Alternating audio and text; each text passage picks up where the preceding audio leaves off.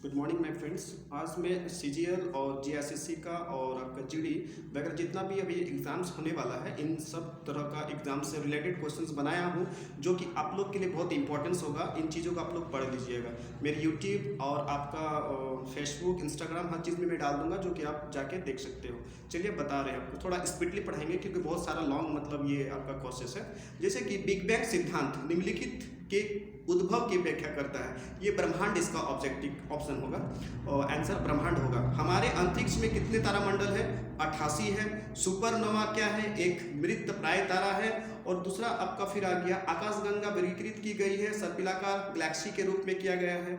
और कृष्ण छिद्र सिद्धांत को प्रतिपादित किया था एस चंद्रशेखर ने किया था। ब्लैक होल अंतरिक्ष में एक पिंड है जो किसी प्रकार के विकिरण को बाहर नहीं अपने देता है। इस गुण का कारण क्या है? बहुत उच्च घनत्व। आंसर होगा इसका निम्नलिखित में से कौन सी खगोलीय वस्तु नहीं है? तो कृष्णा मास्टर नहीं है। हमारी आकाशगंगा के केंद्र की परिक्रमा करने में सूर्य को समय लगता है कितना? 25 करोड़ आपका वर्ष लग जाता है। एक निश्चित आकृति में व्यवस्थित ताराओं का समूह क्या कहलाता है? नक्षत्र कहलाता है। यदि एक प्रेक्षक तारों को क्षितिज से लंबवत उठते देखता है तो वह अवस्थित होता है किसमें? विषुवत रेखा पे हो जाती है वो। और फिर क्या है नेक्स्ट? तारे का रंग सूचक होता है, उसके ताप पर निर्भर करता है, यानी उसके ताप पर आंसर होगा। तारों के मध्य दूरी ज्ञात करने की इकाई को क्या कहते हैं? प्रकाश वर्ष कहा जाता है। और वह सीमा जिसके बाहर तारे आंतरिक मृत्यु से ग्रसित हो जाते हैं वो क्या कहलाता है? चंद्रशेखर सीमा कहलाता है।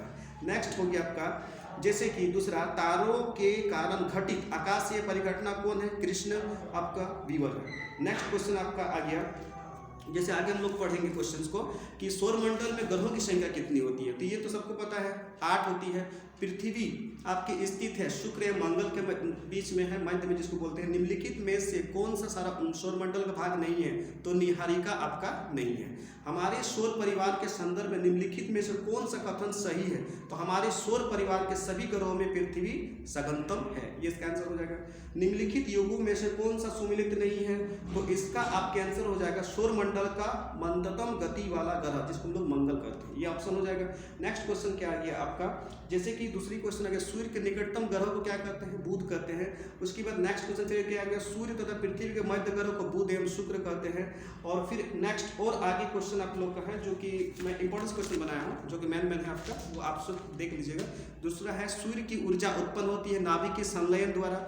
आंसर हो गया सूर्य का प्रभाव मंडल प्रकाश के अपवर्तन से उत्पन्न होता है पक्षाप मेघों के हिम स्फटिकों में, ये आंसर हो गया। सूर्यग्रहण कब होता है? आंसर बता रहे हैं चंद्रमा जब सूर्य और पृथ्वी के बीच आती है तब। सूर्य से पृथ्वी की दूरी कितनी होती है? तो ये आपका आंसर हो जाएगा 149.6 मिलियन किलोमीटर। नेक्स्ट क्वेश्चन, दो ग्रह जिनके उपग्रह नहीं होते उसको हम लोग क्या कहते हैं? बुध एवं शुक्र कहते हैं। नेक्स्ट क्वेश्चन हो गया निम्नलिखित में से किस एक को भोर का तारा कहा जाता है? ये तो पता है आपको, शुक्र को कहा जाता है। पृथ्वी की जुड़वा बहन कहे जाने वाला ग्रह का नाम क्या है? शुक्र है, बहुत इंपॉर्टेंट क्वेश्चन है। और सौरमंडल का सर्वाधिक ग्रह मतलब गर्म ग्रह क्या होता है? शुक्र होता है, ये भी इंपॉर्टेंट क्वेश्चन है। मैगलन अंतरिक्ष यान किस ग्रह हेतु भेजा गया था? शुक्र के लिए। फिर क्या हो गया आपका एक खगोलीय एकक औसत दूरी क्या है पृथ्वी और सूर्य के बीच की? आंसर हो गया पृथ्वी सूर्य से निकटतम दूरी पर होती है कितना? 3 जनवरी को निकटतम पर होती है, आंसर है इसका ये। नेक्स्ट क्वेश्चन चलिए आपको बता, निम्नलिखित में से कौन सा ग्रह सबसे कम समय में सूर्य का चक्कर लगाता है? ये तो बुध है, सबको पता है कि उसके नजदीक में है इसलिए जल्दी वो चक्कर कर लेती है।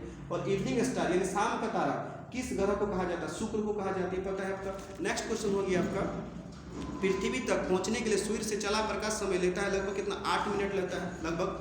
नेक्स्ट क्वेश्चन, पृथ्वी के तरल अभ्यंतर से निम्न जो आपका भिन्न जो है मतलब चंद्रमा का अभ्यंतर कितना? शांत द्रव जिसको कहते हैं हम लोग। निम्नलिखित में से किसने सबसे पहले यह कहा था कि पृथ्वी गोलाकार है? अरस्तु ने कहा था। नेक्स्ट क्वेश्चन हो गया, और जब दिन और रात की अवधि बराबर होती है तो सूर्य की कितनी सीधी पड़ती है? किस पे? भूमध्य रेखा पर पड़ती है, बहुत इंपॉर्टेंट क्वेश्चन है आपका। एक जीवधारी के रूप में पृथ्वी का वैज्ञानिक नाम क्या है? तो इसको क्या कहते हैं? ग्रीन प्लैनेट्स कहते हैं, ये आंसर आ जाएगा इसका। पृथ्वी पर मरुभूमि होने की संभावना अधिक होती है किस पे? 23 डिग्री अक्षांश के पास, आंसर। पृथ्वी का व्यास कितना होता है? 12,800 किलोमीटर, ये इसका आंसर है। नेक्स्ट क्वेश्चन, दिन और रात जिस कारण होते हैं वो क्या होता है? आंसर आपका भ्रमण होता है, भू परिभ्रमण।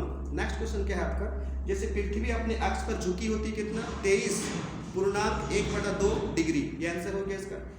तो इस तरह का बहुत सारा क्वेश्चंस है जो कि आपकी इंपॉर्टेंस क्वेश्चन है, इसमें से क्वेश्चंस कुछ टेली कर जाता है, इसीलिए मैं आज इतना ही आप लोग को बताऊंगा। नेक्स्ट क्लास कुछ क्वेश्चंस फिर बना कर ले आऊँगा।